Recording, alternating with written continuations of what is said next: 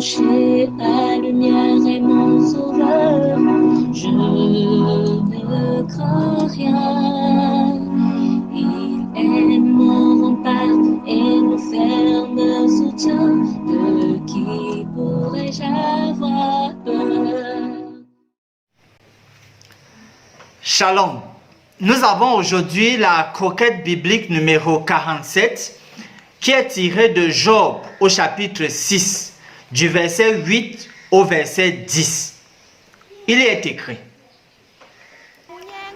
Puisse mon vœu s'accomplir et Dieu veuille réaliser mon espérance, qu'il plaise à Dieu de m'écraser, qu'il étende sa main et qu'il m'achève. Il me restera du moins une consolation, une joie dans les maux dont il m'accable. Jamais je n'ai transgressé les ordres du Saint.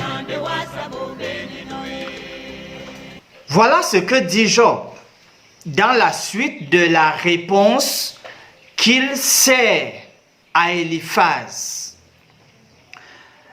Dans la réponse de Job, sa réaction ici, on observe qu'il y a eu un changement de direction de ses pensées.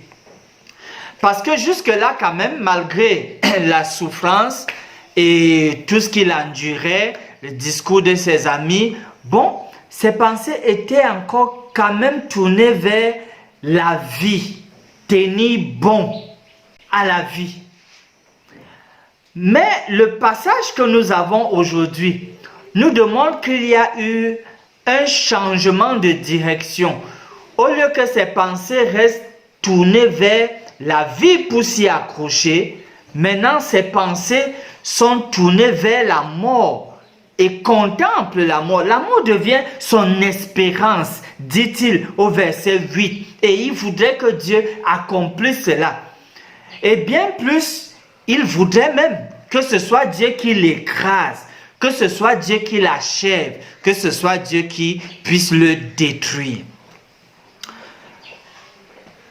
Ce que Job fait là s'appelle entretenir les pensées suicidaires, s'appelle être résigné, s'appelle être démotivé. Lorsqu'un malade commence à voir et détecter des avantages en la mort, souvent ça va se manifester de plusieurs manières.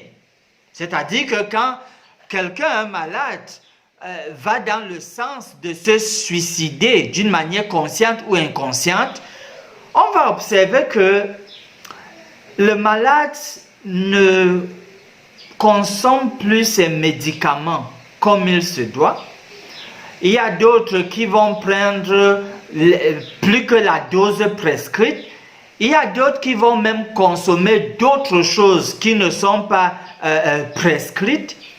Et il y a d'autres qui vont associer à leur traitement la consommation d'alcool. Il y a d'autres qui vont violer les interdits liés à l'alimentation. C'est-à-dire, on a dit, oh, pas de sel ou peu de sel, ils vont manger toujours comme si de rien n'était. Bref, quand on voit ce genre d'attitude, c'est que le malade ici est en train de préférer la mort. Les idées suicidaires qui accablent et finalement on est tenté à préférer mourir. Comme promesse du Seigneur dans Jérémie au chapitre 31, le verset 3, parce que voyez-vous, Job voulait que ce soit Dieu qui le détruise.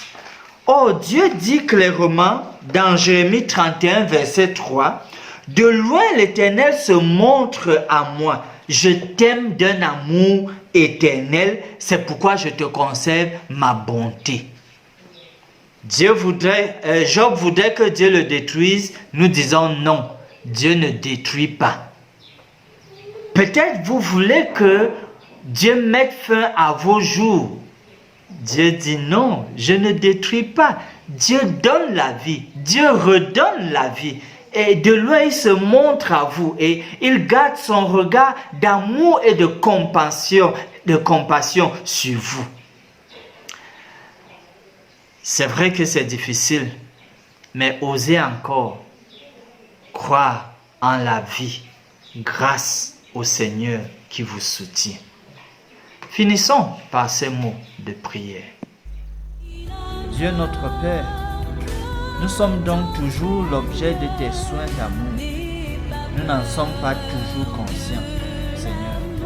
Nous prions que tu nous permettes de continuellement contempler ton amour infini pour nous et surtout pour les patients autour de nous. Béni soit ton saint nom d'éternité en éternité. Accepte notre prière au nom de Jésus notre Sauveur. Amen. Espérons l'Éternel, mon âme, espérons l'Éternel, qu'un chant s'élève au Dieu du ciel, qu'un chant s'élève au Dieu du ciel, mon âme, espérons l'Éternel.